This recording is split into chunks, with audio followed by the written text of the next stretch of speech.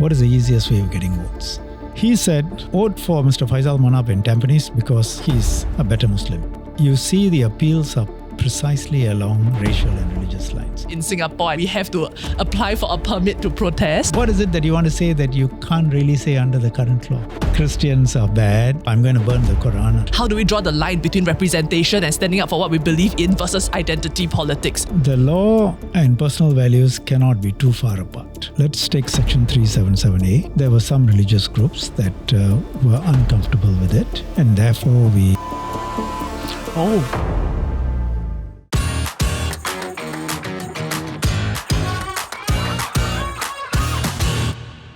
As you can see, we have a very special guest with us here today. Just recently, Minister Shanmugam actually delivered a speech in Parliament talking about the dangers of identity politics and how quickly race and religion can be used and exploited for political gain. And this is a topic that I think is deeply entrenched and intertwined with our Singaporean identity, especially when brought up in the context of politics. And we do want to delve into that. So, we've invited Minister here with us, and he has very kindly agreed to come on and, have a very honest, grounded conversation that will hopefully help all of us, especially John, really understand what's at stake when we try to have this conversation. So please join me in welcoming Minister Shanmugam. Thank you. Before we delve into the first question, we do want to preface that we know the topics today we are touching on are very, very complex and they can cross into issues of national security or even raise diplomatic concerns. So of course, understanding that Minister is responsible for a lot of things, his words carry weight. Our goal today is not to interrogate anyone, is to really understand, right, to hear directly from him what are the risks that we see when it comes to race and religious fault lines in Singapore. How do we draw the line between representation and standing up for what we believe in versus identity politics?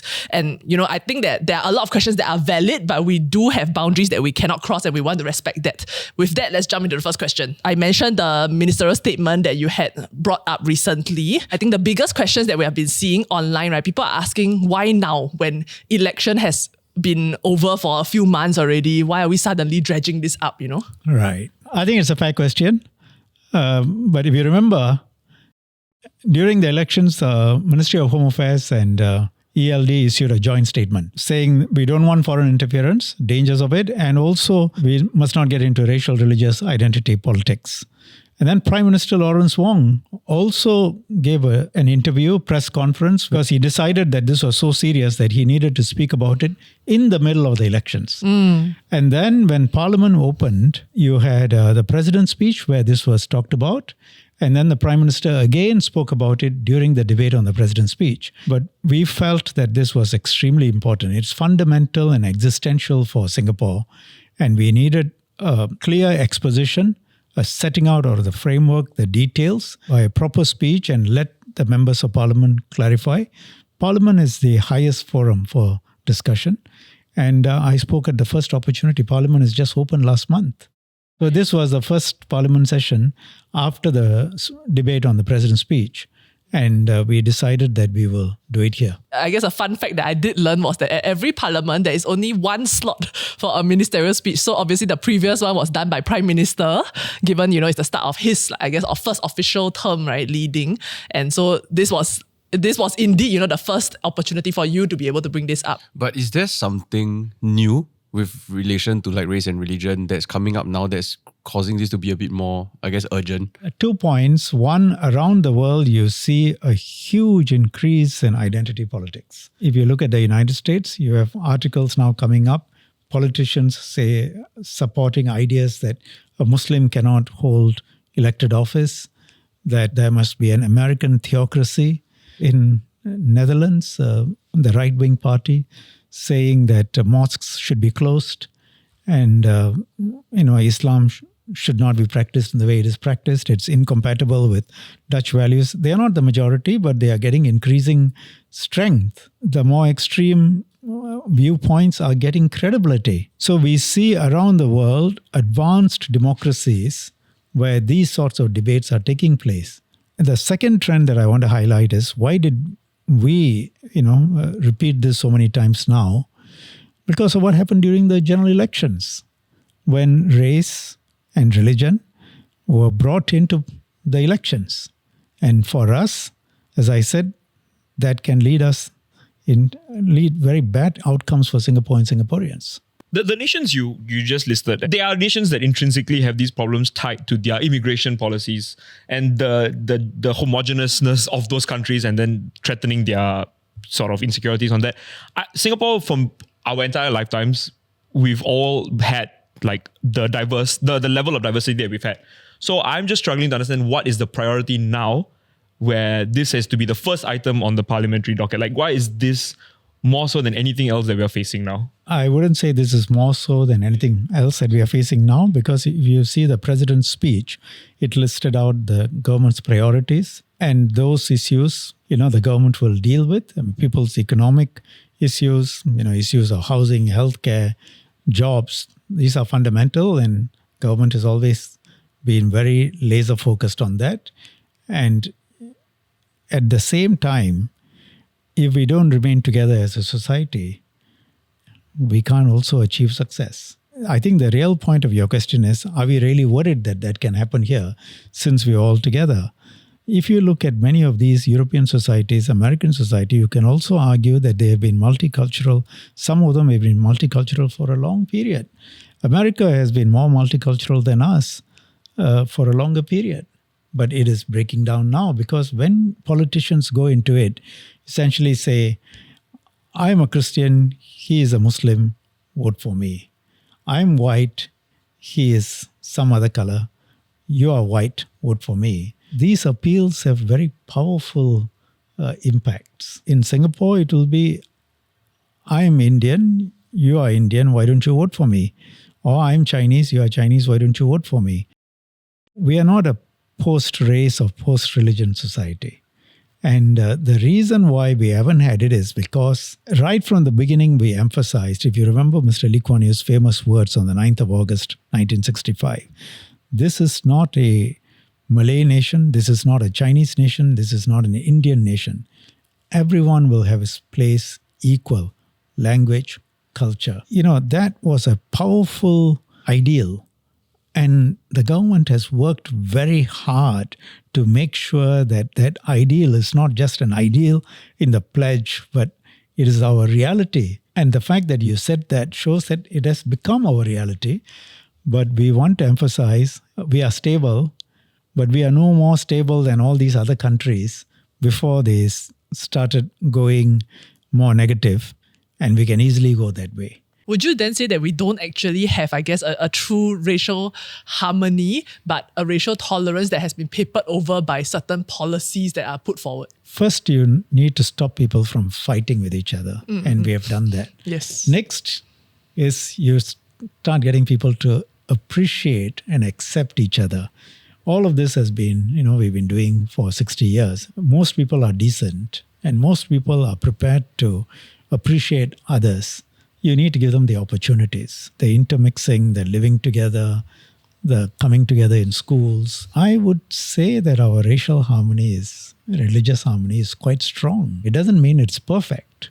As I said in Parliament, it's work in progress, but it is quite strong. So it's very important that we understand that basis and realize that if we go into identity politics, all of that can fall apart. As it is, you can see it happening in many other countries. You got to keep reminding people, what are the fundamentals? What I am a bit curious about, because of a point that you brought up, right? Like it is not right to say if I'm Chinese, you are Chinese, vote for me. So, but at the same time, I think where I'm a bit confused because that's identity politics. Yes, but where I'm a bit confused is that it feels like, okay, as a Chinese, I might understand, what a Chinese goes through a lot better than if you are non-Chinese. So in that case, where do I then represent a certain group of people better versus I am now exploiting my race, Yeah. I think a lot of what came up was the definition of identity politics and the differentiation between representation and identity politics. And I think that's something that a lot of, I myself struggle to understand also. I think the best way I can do it is by giving you some examples. If I went and said, I'm a better Christian than him, he's a Catholic, I'm a Christian, so vote for me, I think you can agree that's quite clearly offside. If I said, I'm Chinese, he is, Indian, why do you want to vote for him? Vote for me. That's clearly offside. I think we can all agree on that. Yeah, I don't need a VAR review for this. Right.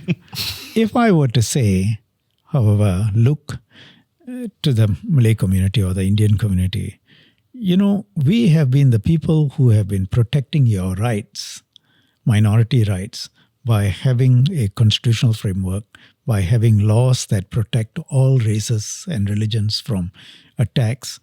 I may be Chinese, I may be something else, but my policies are good for you. So there is a distinction. You talk about policies or you talk about identities. I'm entitled to say it to the minorities. My policies have benefited you. That, in my view, is not identity politics. That is telling them how our politics work and how our policies work for the benefit of them. We have done this over 60 years with a lot of common sense. Every now and then, some people will go beyond, and we'll have to remind everybody, let's keep to what has worked for Singapore. To clarify, right, if I say, okay, vote for me, I'm the better Christian, versus if you vote for me, I will help you I will raise more like bills or raise more topics regarding Christianity in Parliament. Is the second one okay? I think you need to have a care on that. Because if you look at what is said here by one of the candidates, look, I will advocate for your dignity and more rights, right? If you were to say that, he said something similar. He said more dignity. That's to the Malay community. What if somebody else went to the Chinese community and said, look, I will advocate for more dignity for you. And more dignity for you means putting you above the other two races. You always got to remember, in a multiracial country, you do this, somebody else can do it with a majority. So you need to be very careful. And part of the speech was to explain that context. The other example was even clearer. You had Deros. He is a preacher based in Malaysia. He has been denied the rights of a preacher in Singapore. No accreditation because of the viewpoints. And he was counseled and he refused to accept the code, which applies in Singapore by the Asatizah, recognition board. He said, vote for Mr. Faisal Manap in Tampines because he's a better Muslim. I'm paraphrasing, but something along those lines. That is race and religion immediately, compared. He is a better Muslim and a better Malay than the other person. And I'm a preacher. I'm telling you. Vote for Workers' Party's Malay Muslim candidates, or pass saying, you cannot trust the PAP's Malay Muslim MPs. First of all, that's foreign interference, But you see the appeals are precisely along racial and religious lines. In my opinion, the way I see it is that religion already plays a part in influencing policy. When we come out with policy, when the parliament wants to debate something, the bill is, hey, is this okay? And like the other organizations are asked for the opinion, and it's not like religious organizations are asked for. Yeah, and right. The way I see it. In order for you to run a successful society, you cannot leave any group feeling that they are not represented. Religion and politics, there is obviously an overlap because those of us who are religious, our views on life, our personal life, as well as our public life, as well as politics, will be influenced by our religion.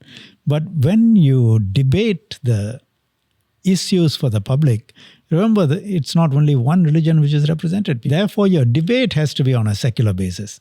But your personal beliefs and the reasons why you come to some views may well often be influenced by your religious principles. You just have to have a lot of common sense, be sensitive. So you may be informed by religion, but when you debate, when you discuss, when you find solutions, it's got to be a secular basis. When you put forward policies, as I said, the debate has to be secular. But in arriving at it, you need to consult. This government's policy anyway has been, we consult widely across all interested groups. That would include ethnic communities. That would include religious groups. That would include other affected communities. It could be a community living in a specific area is affected by policy. Then we go and speak with them. They are stakeholders. You don't have to, but this government has always consulted them. Let's take Section 377A. There were some religious groups that were uncomfortable with it. And that is actually a good example to give you. We consulted widely with many religious groups. What was their main concern? Their main concern was that the family, as a building block of society, should not be undermined. They weren't particularly concerned about repeal of Section 377A, but they were more concerned about what does that lead to. I mean, the Singaporean society, I would say, is a bit more unique because people are a lot more law-abiding, or they might even look to the law. For example, in the case of 377A, right, the law almost indicates to them that, hey, there's something wrong and therefore there's a law against this. And I think the question that I had when this was being talked about was, in Singapore, does law change before society changes, or does society change first and then the law follows to reflect that? The way I would put it is, when it comes to personal mores, values, the law and personal values cannot be too far apart, because you need support from the majority of the population. If the majority of the population believes something and you want to go in a different direction, it's not going to be easy. You need to bring the population together. It requires your assessment, and it requires your assessment as to whether this is in the interest of all Singaporeans. Supposing you honestly believe that going down this path is the best for all Singaporeans, but you also believe that many Singaporeans may not support this, then your duty is to go and get that buy-in. So we looked at it. We felt that Section 377A should be repealed in the broader interests of Singapore. At the same time, we understand the concerns about the family as a building block in the way it's traditionally defined. We said, okay, we understand that, and we also believe that, we have to protect, we're not going to say people must get married. We're not going to say you don't get your rights if you don't get married. But we assure people, because we also believe it's good to support the traditional family structure. And therefore, we put in place some laws that show that, we support that. You cannot remove religion completely. That's an example of how the secular approach works while consulting the stakeholders and taking into account their viewpoints. I wonder if identity politics are now a lot more at play because people are either uncomfortable with the rate of change or the direction of change. And therefore, I am then more, tethered to, or I find I relate more to politicians that might reflect my personal beliefs more. So then how do we circumvent that or make sure that, I also don't think it's a case of now all politicians need to hide their faith or hide their, race cannot hide, sorry. Need to hide their personal beliefs, Race-blind society. No. And we are not a race-blind society. I wish the ideal world. I would love that. But, it doesn't work like that in the real world. But it is possible for us each to have our personal identity and overlay that with the Singaporean national identity. Earlier on, you did mention some examples with identity politics in the US or even in Netherlands, right? Are you seeing, similar, maybe early warning signs in our local, society? Well, identity politics has always been important in many countries because when you want votes, what is the easiest way of getting votes? I'm like you, vote for me. Yeah. And in Singapore, what would be the easiest way? Appeal to the Chinese. In every constituency, the Chinese are over 70%. You get the majority of the Chinese vote, you don't need anything else. What we have in Singapore is very unusual. Okay, we have went against the tide. We swam against the tide. The tide is very strong on identity politics. In fact, for most people, it's normal and, you don't even discuss it and think about it, right? And every now and then we'll find some people trying to raise the issue of race, religion, and so on for political benefit. And this government has always tried to remind Singaporeans, let's not go down this route. But does it then happen that when you say, okay, let's take a step back, let's not go down this road, let's not drill into a specific issue, would that then make anybody who feels affected or who feels deeply for certain issues, do they feel dismissed? There is nothing to prevent people from discussing these issues in a respectful way, in a grouping. It doesn't have to be organized by the government. There is nothing in the law to prevent people from organizing their own discussions, talk about it, raise it, get the member of parliament to raise it in parliament if necessary, get the local community leaders to raise it, organize themselves, There's nothing in the law to prevent any of it. There's nothing in the law to prevent people from expressing their views. What we say is be respectful. Now, the red line is you cannot attack another religion. You cannot attack another race. But you can talk about yourself. And if you feel that something is not right, you have every right to raise it. But I think the main criticism against that might be that, in Singapore, I think it's also quite unique that we have to apply for a permit to protest. And, the fact that this is subject to... You don't have to apply for a permit to sit in a forum like this and put it on TV for people to see. You can do it online. If you did it online, you don't need a permit, mostly. And if you wanted to have a physical event, then you apply for a permit and go to Hong Lim and do it. If it is likely to lead to violence, the police may say no. But otherwise, you're entitled to raise it. But be careful, have a care. And always remember, you may feel very strongly about something. But remember, in a multiracial country, then when you say those things, somebody else can say different things too. And do you want to convert it into a debate between the races? Just have a care. Okay, so I do have a question, and of course I understand, Minister, you have a very sensitive position, your words carry weight, so you might not be able to go too deeply into it. But that being said, I think that there's a very important question that I still need to ask. How should Singaporeans who have our beliefs and causes that are close to our hearts, right, especially when they revolve around like religious or they have racial sensitivities, how can I, still stand up for these, but not compromise on our national security or the interests of Singaporeans? We have organizations that cater for the different community groups on education, on social welfare, on ground level initiatives. And there is nothing to prevent you from setting up a non-profit, or it doesn't have to be an association, a group of people who are interested in doing something. Come together, organize, help along racial lines, along religion. Nothing to prevent you. You pretty much can do what you want to help other people, speak up, do things. What is it that you want to say that you can't really say under the current law? You can't say, Christians are bad, because of these things, or I'm going to burn the Quran under the framework of free speech. You can do that in the US, free speech. You can't do that here. You can't burn the Bible. You can't attack another religion. Why is it that, we draw a hard line at the early signs of what we think, this might instigate something, versus I put in place safeguards, I let the speech or I let the demonstration happen, but, I send police there, I make sure that, nobody starts getting too rowdy. So if you look at demonstrations in other places, I'm just giving you one example. There are many different examples, many different types. But one example is when people want to create trouble, they call for a demonstration, you will get about 80-85% peaceful protesters. But the saboteurs will go inside and then they will create violence. And then the police will be outside.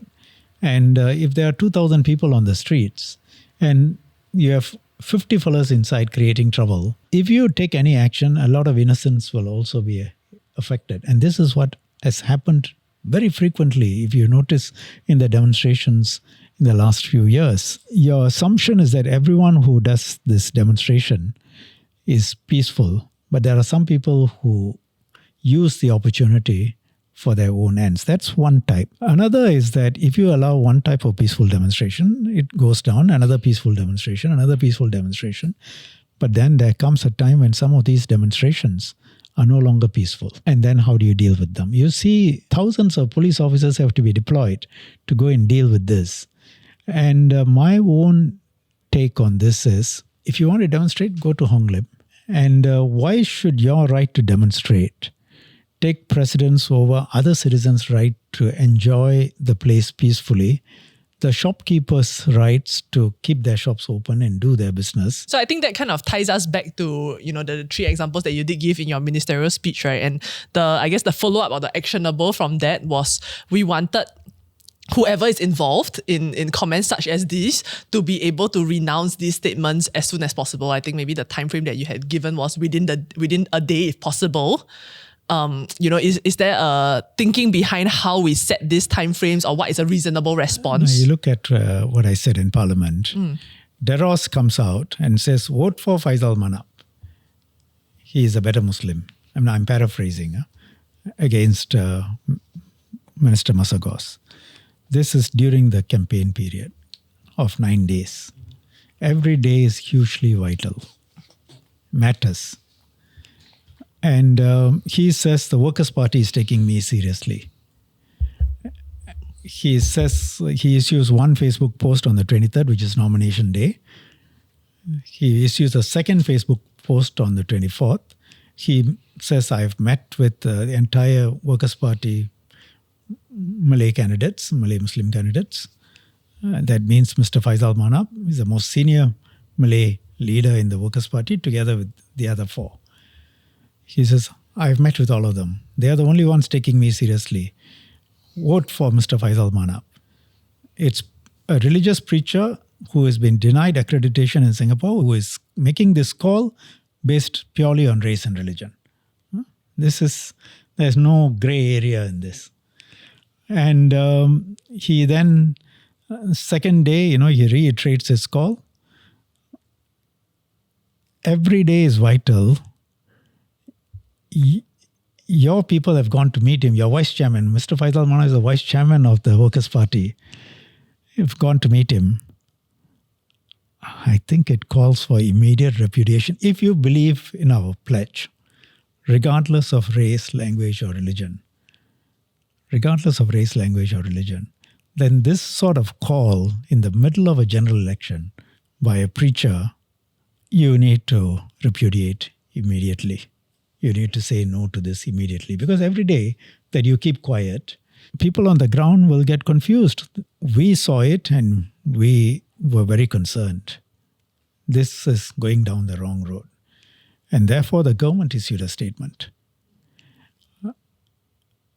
And then the Workers' Party issued a statement after the government statement. So the question is, if the government hadn't intervened and issued a statement, would there have been a response? That's the first question. Second question, when the statement was issued, it said no promises, commitments, or agreements were made. But actually, what is needed is to say we reject all of this. Because when you say no promises, commitments, or agreements have been made, people on the ground may think, oh, okay, you haven't made any commitments yet, but maybe you're thinking about it. Maybe in future you might agree.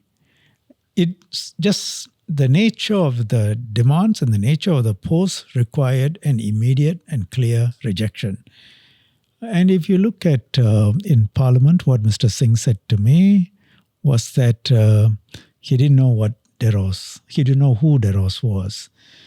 I think that's irrelevant because his vice chairman knew. His vice chairman went and met together with his other candidates. Second, that they don't have an office that monitors all of these things. But that doesn't mean that Mr. Faisal Manap and his team didn't know about these posts. And I don't think, they are taking the position they didn't know about the posts. Third, he said there's a Streisand effect, which means that by rejecting it, I might drive more eyeballs to that. I think we can find a better answer than that for non-response for something like this. And he gave a few other reasons. But I think in the end, he accepted that the response could have been clearer. In Parliament, as parliamentarians, we all agree what responsible politics is. So that if something like this comes up in future, we rise above all of this and we say we are Singaporeans first. And if preachers like this come in and try and intervene, we will say no. And we will reject immediately. It's really to try and get a framing for future conduct so that, Singaporeans will be spared these sorts of politics if we can all agree to it. And that was the reason for the ministerial statement. I said that's one of the key reasons. It's for the future. Honestly, I didn't know anything about who this was until the government issued a statement about it. And then I didn't know who Prime Minister spoke about it during the elections. It was only when that came out, then I was like, I'm made aware about this person's existence. But you may not know, but there would be many others who would have known about it. Yeah, my concern is when we come out of the gate and we push back and then we make comments and we press conference and we talk about it and it comes in the news cycle, more people then end up seeing it. And I don't want to go to the leader of opposition, but I mean, I think it's a succinct way of explaining my feel. Can I say this then? After that, as a result of this debate, do you think people are better informed about this issue? The issue is not just Deros, but that, why racial, religious politics should not come in. Do you think political parties are now more aware? As the leader acknowledged yesterday, they could have been clearer. It helps set the bar higher. It educates all of us. We rethink the issues. I mean, I'm not saying all of Singapore is aware of the debate, but a portion of Singapore is now aware of the debate. And has that made us a stronger society? That's what free speech means. Debates of this nature, where serious issues are discussed, and you challenge me, I talk about it, I answer. Society is better off. Along the same lines, another political party in Malaysia, PAS, actually also did jump in on this whole support Mr. Faisal kind of rhetoric. Yeah. And I think the concern that you did point out there was it was a case of foreign interference, and PAS had actually also then put out a statement in response to your statement, your most recent speech, right, saying that is almost overstating the case, and it was just like the personal opinion of two of their people, their national treasurer and their youth chief, if I'm not wrong. And so where do we draw the line between what is foreign interference and what is just somebody commentating on something? This is a political party in Malaysia. We were part of Malaysia, and we got out of Malaysia precisely because we didn't agree with those sorts of politics, race-based politics. And we set out on a different path where we said all races will be equal. In Malaysia, that's not quite the political philosophy. PAS has a philosophy which its demands include that only Muslims can hold very senior positions in government. They want to bring in Sharia law. They want to Islamize Malaysian society further. Now, which Singaporean believes that when PAS prefers one set of Muslim candidates over another set of Muslim candidates, when they prefer Workers' Party's Muslim candidates over the PAP's Muslim candidates, and say PAP's Muslim candidates cannot be trusted, which Singaporean thinks that PAS is saying all those because they have Singapore's best interests at heart? Do we really believe that? Do we really believe that they believe that this is best for all Singaporeans? Do we believe that they subscribe to our model of multiracialism and multireligious approach? So ask yourself those questions. I find the latest statement by PAS curious because during the elections, when they issued these statements, they said, well, these are personal opinions of those two, and it doesn't reflect the viewpoints of the party. But government took action. We disabled the post and we, prevented them from being seen in Singapore. Now, PAS doesn't just say these are the personal opinions. They go on to say, they have a right to comment as a party. I scratch my head and I say, therefore, all along, when they made those comments, it actually reflects the viewpoints of the party. Secondly, you really think a political party in another country senior leaders can issue statements supporting one set of candidates in Singapore and appeal directly to our ground, and we should allow that? Now, then Malaysia will not be the only country where that will be done. It can be done to our Indian population. It can be done to our Chinese population. You want that? I think this is a dangerous road. And I think most Singaporeans will say PAS and PAS leaders have no business talking about our candidates and telling us who we should vote for. Apart from being identity politics, I think it is a blatant interference. So I think one thing that did stand out to me a bit in the PAS statement, and I'm going to quote it, and maybe you can let me know what are your thoughts on it. So it was written, "It is also disingenuous to suggest that Singaporean voters are so easily swayed by foreign views." Sorry, I'm reading it in the tone of voice that I read this in. Are so easily swayed by foreign views that their electoral will must be protected from opinions that they can evaluate critically. Essentially, my interpretation of it was, you think your voters are stupid, why can't I just say whatever I want? And people are not going to be so easily swayed, ma. If they are not going to be swayed by you, then why are you saying it? Why are you saying you really hit the haters with that one.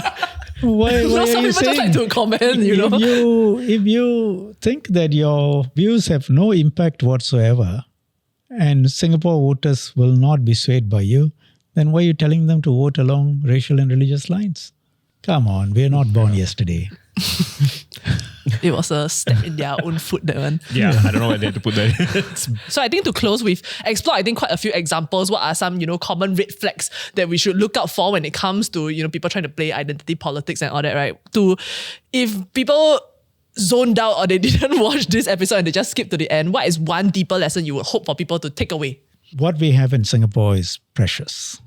It's something we have worked on for 60 years. While we celebrate our different ethnicities, ethnic identities and cultures and languages and religions, let's also make sure the national identity as a Singaporean is strong. Okay, so I think this is a good time to close the episode. Thank you so much, Minister Shanmugam, for your time today. If you have any other comments, you can drop it down below. Otherwise, like and share this video. We'll see you in the next one. Bye-bye. So Raja, why do you... Oh yeah, I decided to make him feel more at home. So he's got a little G-Shock, little watch going on here. From Japan, got in one of those little slot machines. Yeah, and then, One of the top comments from that video was asking why you wear two watches. I wear an analog watch. I've always worn. I like it. Different watches in the past when I was a lawyer. And I've been wearing this for a while. I wear the Apple Watch more for sports.